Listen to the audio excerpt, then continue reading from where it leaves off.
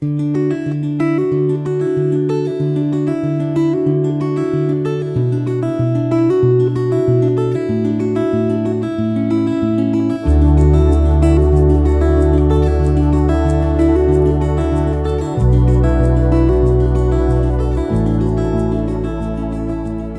reading begins in Judges, chapter 19, starting in verse 1. In those days, when there was no king in Israel, there was a certain Levite living on the farther side of the hill country of Ephraim, who took for himself a concubine out of Bethlehem, Judah. His concubine played the prostitute against him, and went away from him to her father's house in Bethlehem, Judah, and was there for 4 months. Her husband arose and went after her to speak kindly to her, to bring her again, having his servant with him and a couple of donkeys. She brought him into her father's house, and when the father of the young lady saw him, he rejoiced to meet him. His father-in-law, the young lady's father, kept him there, and he stayed with him 3 days. So they ate and drank, and stayed there. On the 4th day they got up early in the morning, and he rose up to depart. The young lady's father said to his son-in-law, "Strengthen your heart with a morsel of bread, and afterward you shall go your way." So they sat down, ate, and drank, both of them together. Then the young lady's father said to the man, "Please be pleased to stay all night, and let your heart be merry." The man rose up to depart, but his father-in-law urged him, and he stayed there again. He arose early in the morning on the 5th day to depart, and the young lady's father said, "Please strengthen your heart and stay until the day declines." And they both ate. When the man rose up to depart, he and his concubine and his servant, his father-in-law, the young lady's father, said to him, "Behold, now the day draws towards evening. Please stay all night. Behold, the day is ending. Stay here, that your heart may be merry, and tomorrow go on your way early, that you may go home." But the man wouldn't stay that night, but he rose up and went near Jebus, also called Jerusalem. With him were a couple of saddled donkeys. His concubine also was with him.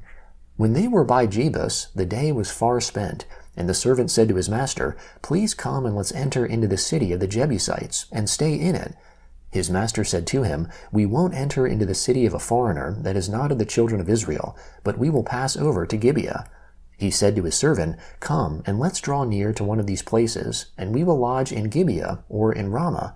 So they passed on and went their way, and the sun went down on them near Gibeah, which belongs to Benjamin. They went over there to go in to stay in Gibeah. He went in and sat down in the street of the city, for there was no one who took them into his house to stay. Behold, an old man came from his work out of the field at evening. Now the man was from the hill country of Ephraim, and he lived in Gibeah, but the men of the place were Benjaminites. He lifted up his eyes, and saw the wayfaring man in the street of the city.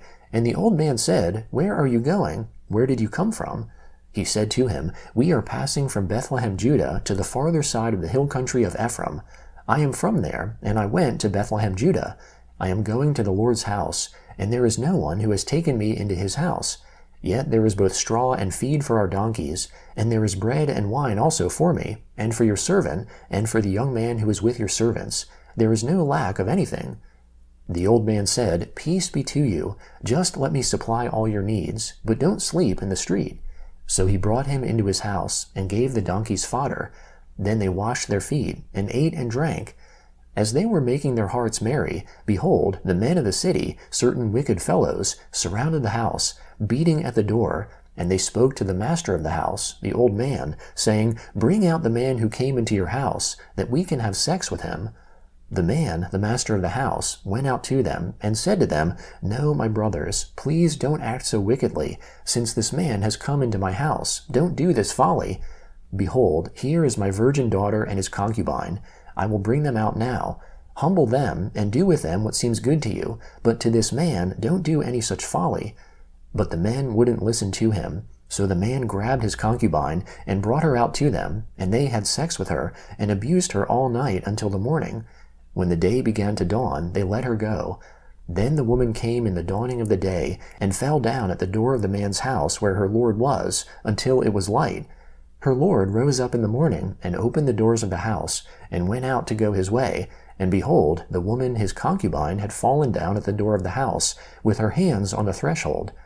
He said to her, "Get up, and let's get going." But no one answered. Then he took her up on the donkey, and the man rose up and went to his place. When he had come into his house, he took a knife and cut up his concubine and divided her limb by limb into 12 pieces and sent her throughout all the borders of Israel. It was so that all who saw it said, "Such a deed has not been done or seen from the day that the children of Israel came up out of the land of Egypt to this day. Consider it, take counsel, and speak." Then all the children of Israel went out, and the congregation was assembled as one man, from Dan even to Beersheba, with the land of Gilead, to the Lord at Mizpah. The chiefs of all the people, even of all the tribes of Israel, presented themselves in the assembly of the people of God, 400,000 footmen who drew the sword. Now the children of Benjamin heard that the children of Israel had gone up to Mizpah. The children of Israel said, "Tell us, how did this wickedness happen?" The Levite, the husband of the woman who was murdered, answered, "I came into Gibeah that belongs to Benjamin, I and my concubine, to spend the night. The men of Gibeon rose up against me and surrounded the house by night. They intended to kill me, and they raped my concubine, and she is dead. I took my concubine and cut her in pieces, and sent her throughout all the country of the inheritance of Israel, for they have committed lewdness and folly in Israel. Behold, you children of Israel, all of you, give here your advice and counsel." All the people arose as one man, saying, "None of us will go to his tent, neither will any of us turn to his house. But now this is the thing which we will do to Gibeah.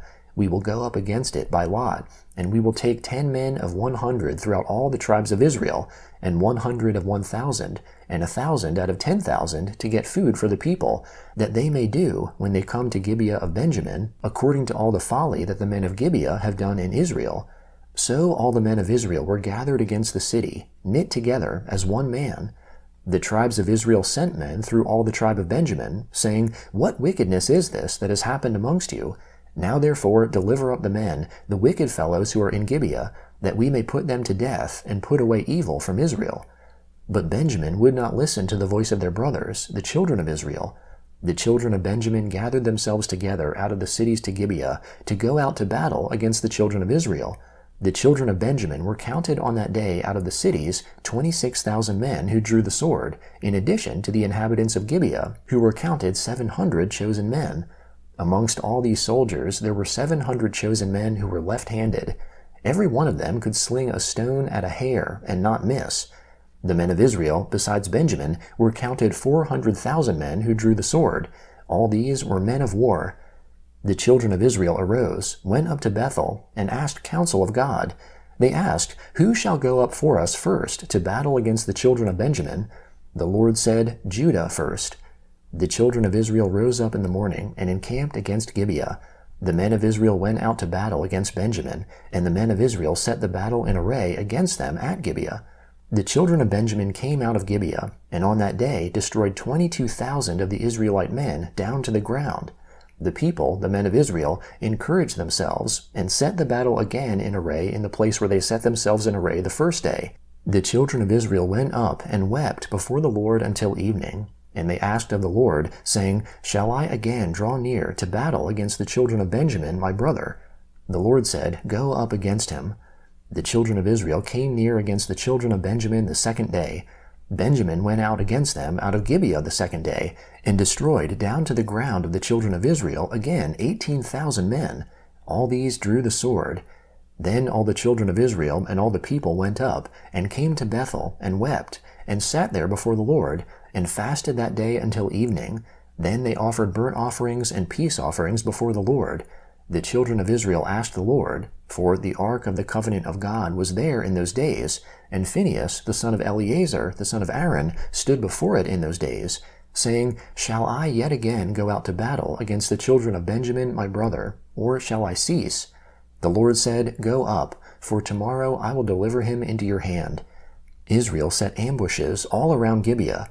The children of Israel went up against the children of Benjamin on the third day, and set themselves in array against Gibeah, as at other times. The children of Benjamin went out against the people, and were drawn away from the city, and they began to strike and kill of the people, as at other times, in the highways, of which one goes up to Bethel, and the other to Gibeah, in the field, about 30 men of Israel. The children of Benjamin said, "They are struck down before us, as at the first." But the children of Israel said, "Let's flee, and draw them away from the city to the highways." All the men of Israel rose up out of their place and set themselves in array at Baal Tamar. Then the ambushers of Israel broke out of their place, even out of Marah-Geba. 10,000 chosen men out of all Israel came over against Gibeah, and the battle was severe, but they didn't know that disaster was close to them. The Lord struck Benjamin before Israel, and the children of Israel destroyed of Benjamin that day 25,100 men. All these drew the sword. So the children of Benjamin saw that they were struck, for the men of Israel yielded to Benjamin, because they trusted the ambushers whom they had set against Gibeah. The ambushers hurried and rushed on Gibeah. Then the ambushers spread out, and struck all the city with the edge of the sword. Now the appointed sign between the men of Israel and the ambushers was that they should make a great cloud of smoke rise up out of the city. The men of Israel turned in the battle, and Benjamin began to strike and kill of the men of Israel about 30 persons, for they said, "Surely they are struck down before us, as in the first battle." But when the cloud began to arise up out of the city in a pillar of smoke, the Benjaminites looked behind them, and behold, the whole city went up in smoke to the sky. The men of Israel turned, and the men of Benjamin were dismayed, for they saw that disaster had come on them. Therefore they turned their backs before the men of Israel to the way of the wilderness, but the battle followed hard after them, and those who came out of the cities destroyed them in the middle of it. They surrounded the Benjaminites, chased them, and trod them down at their resting place, as far as near Gibeah towards the sunrise. 18,000 men of Benjamin fell. All these were men of valor. They turned and fled towards the wilderness, to the rock of Rimmon. They gleaned 5,000 men of them in the highways, and followed hard after them to Gidom, and struck 2,000 men of them, so that all who fell that day of Benjamin were 25,000 men who drew the sword. All these were men of valor. But 600 men turned and fled towards the wilderness to the rock of Rimmon, and stayed in the rock of Rimmon 4 months. The men of Israel turned again to the children of Benjamin, and struck them with the edge of the sword, including the entire city, the livestock, and all that they found. Moreover, they set all the cities which they found on fire. The Gospel of John, chapter 3, starting in verse 22. After these things, Jesus came with his disciples into the land of Judea. He stayed there with them and baptized. John also was baptizing in Enon near Salem, because there was much water there. They came and were baptized, for John was not yet thrown into prison. Therefore a dispute arose on the part of John's disciples with some Jews about purification. They came to John and said to him, "Rabbi, he who is with you beyond the Jordan, to whom you have testified, behold, he baptizes, and everyone is coming to him." John answered, "A man can receive nothing unless it has been given him from heaven. You yourselves testified that I said, 'I am not the Christ, but I have been sent before him.' He who has the bride is the bridegroom, but the friend of the bridegroom, who stands and hears him, rejoices greatly because of the bridegroom's voice. Therefore my joy is made full. He must increase, but I must decrease. He who comes from above is above all. He who is from the earth belongs to the earth and speaks of the earth. He who comes from heaven is above all. What he has seen and heard, of that he testifies, and no one receives his witness. He who has received his witness has set his seal to this, that God is true. For he whom God has sent speaks the words of God, for God gives the Spirit without measure. The Father loves the Son, and has given all things into his hand. One who believes in the Son has eternal life, but one who disobeys the Son won't see life, but the wrath of God remains on him. Therefore, when the Lord knew that the Pharisees had heard that Jesus was making and baptizing more disciples than John, although Jesus himself didn't baptize, but his disciples, he left Judea and entered into Galilee. Psalm 104, beginning in verse 25. There is the sea, great and wide, in which are innumerable living things, both small and large animals. There the ships go, and Leviathan, whom you formed to play there. These all wait for you, that you may give them their food in due season. You give to them, they gather. You open your hand, they are satisfied with good. You hide your face, they are troubled. You take away their breath, they die and return to the dust. You send out your Spirit, and they are created. You renew the face of the ground. Let the Lord's glory endure forever. Let the Lord rejoice in his works. He looks at the earth, and it trembles. He touches the mountains, and they smoke. I will sing to the Lord as long as I live. I will sing praise to my God while I have any being. Let my meditation be sweet to him. I will rejoice in the Lord. Let sinners be consumed out of the earth. Let the wicked be no more. Bless the Lord, my soul. Praise the Lord. Proverbs chapter 14, starting in verse 22. Don't they go astray who plot evil, but love and faithfulness belong to those who plan good. In all hard work there is profit, but the talk of the lips leads only to poverty.